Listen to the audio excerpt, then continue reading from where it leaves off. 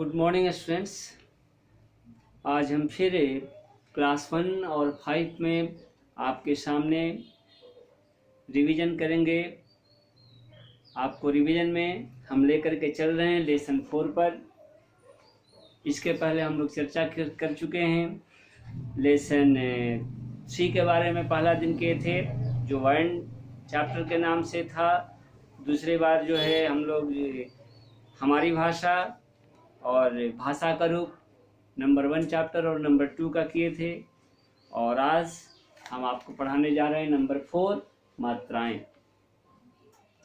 अगर हम मात्रा पर विचार करते हैं, अगर हम मात्रा पर कुछ प्रकाश डालते हैं मात्रा शब्द पर, तो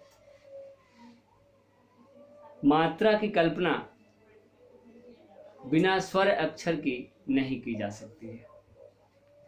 जब मात्रा की बात आती है तो मात्रा की कल्पना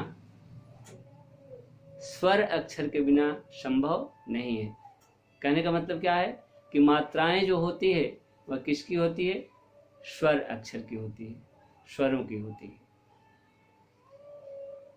तो मात्राएं जो आपका टॉपिक है, यानी कि सिंबल्स ऑफ वॉवेल्स, यानी वॉवेल्स का है ना स्वर अक्षरों का क्या सिंबल, पहचान। स्वर अक्षरों की क्या हुई? जो लिखने का ढंग है, नहीं, स्वर अक्षरों का प्रतीक, सूचक। तो सबसे पहले क्वेश्चन उठता है क्या कि मात्रा क्या है। जैसा कि हम बताए थे, आपको अभी अभी बोले क्या कि अगर हम मात्रा की चर्चा करते हैं और स्वर अक्षर का नाम नहीं लेते हैं तो क्या होगा? स्वर अक्षर के साथ बेईमानी होगी। नहीं, मतलब मेरा कि स्वर की कल्पना जो है बिना मात्रा के नहीं हो सकती है, मात्रा की कल्पना भी बिना स्वर की नहीं हो सकती है। तो मात्रा क्या है, इसका डिफिनीशन हम किस प्रकार देंगे? तो कुछ हम नई बातें आपको बताने जा रहे हैं। कुछ ऐसा डिफिनीशन नहीं दिए होंगे पिछली बार में। तो मात्रा किसे कहते हैं? किसी वर्ण या ध्वनि के उच्चारण काल को मात्रा कहते हैं। यानी किसी वर्ण या ध्वनि के उच्चारण करने में, प्रोनाउंसिएशन करने में जो समय लगता है वही मात्रा है। मात्रा को मुख्य रूप से जो हम 2 भागों में बांटते हैं। एक जो है मात्रा का दीर्घ रूप होता है, एक मात्रा का ह्रस्व रूप होता है। हम जब ह्रस्व रूप को लेते हैं मात्रा का, तो उसमें उच्चारण का जो काल होता है, जो प्रोनाउंसिएशन होता है, उसका जो समय सीमा होती है वह जो है अपेक्षाकृत कम होती है, किसके? दीर्घ स्वर की तुलना में। तो कहने का मतलब क्या कि ह्रस्व के उच्चारण में कम समय लगता है, जबकि दीर्घ जो अक्षर होते हैं, दीर्घ जो लेटर होते हैं, दीर्घ जो वर्ण होते हैं, इनके उच्चारण में ह्रस्व से करीब करीब दुगुना समय लगता है, ट्वाइस। ठीक है, तो ये हुआ आपका क्या? मात्रा। और मात्रा किसकी होती है? तो हम निष्कर्षतः इस बिंदु पर पहुंचे कि मात्रा जो है वह स्वरों की होती है। मात्रा किसकी होती है? तो मात्रा स्वरों की होती है, जिसमें अ स्वर की, जो अ अक्षर है स्वर वर्ण की, उसकी मात्रा नहीं होती है। अ ही एक ऐसा अक्षर है जिसकी मात्रा नहीं होती है। जैसा कि हम लोग क्लास 4 में पढ़े है ना, सारे बच्चे जो क्लास 5 में है याद करें कि अ की कोई मात्रा नहीं है ना। इधर लिखा जाता था क्या? अक्षर, और उस साइड में क्या लिखा जाता था? मात्रा। अ क्रॉस आ, आकार, ह्रस्वी हर्षिकार, दीर्घई दीर्घिकार, ह्रस्व हर्षुकार, दीर्घ दीर्घुकार, री है ना री रीकार, ए एकार, आय आयकार, है ना, डबल मात्रा ओ कार, तो ये क्या हुआ, मात्रा।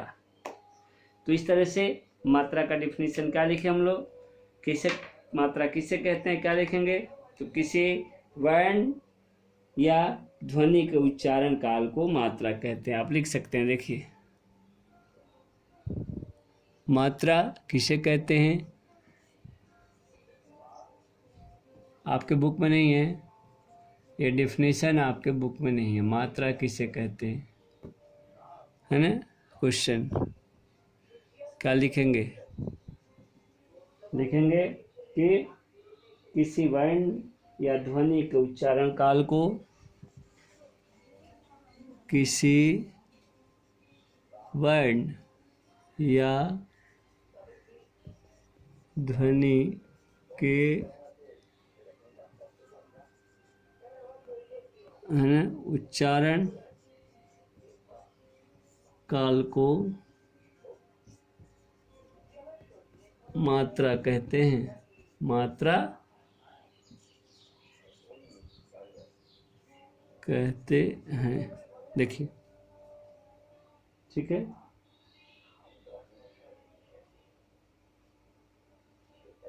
और फिर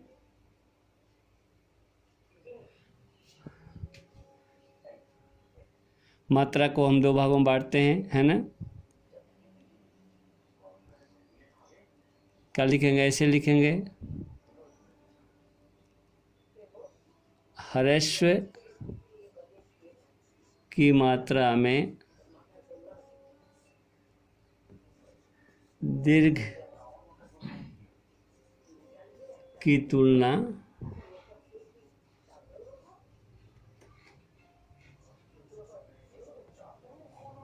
में कम समय लगता है, कम समय लगता है। देखिए,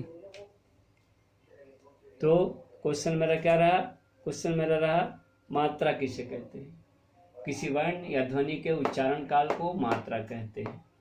ह्रस्व की मात्रा दीर्घ की तुलना में कम समय लगता है।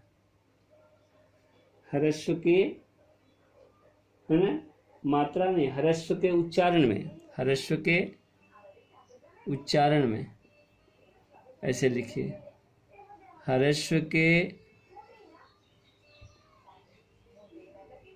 उच्चारण में दीर्घ की तुलना में कम समय लगता है। जब हम ह्रस्व की मात्रा का उच्चारण करते हैं, है ना, तो उसमें क्या होता है, कम समय लगता है। जैसे मैं आपको उदाहरण देता हूँ, आपको समझ में आ जाएगा। सभी बच्चे जो इसको देखें और लिख लें।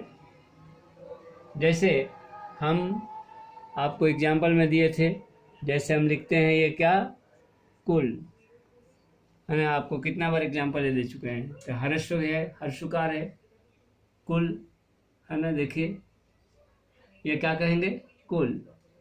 और ये देखिए दीर्घकार हो गया, क्या बोलेंगे, इसको बोलेंगे कुल, है ना, कुल।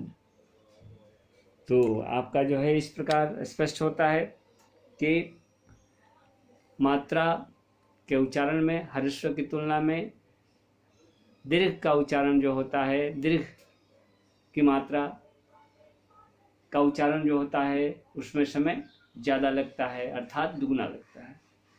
तो ये हुआ मात्रा।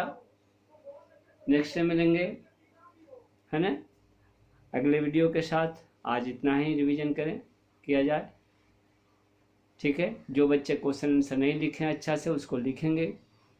और जो है फिर मिलते हैं अगले वीडियो के साथ। धन्यवाद।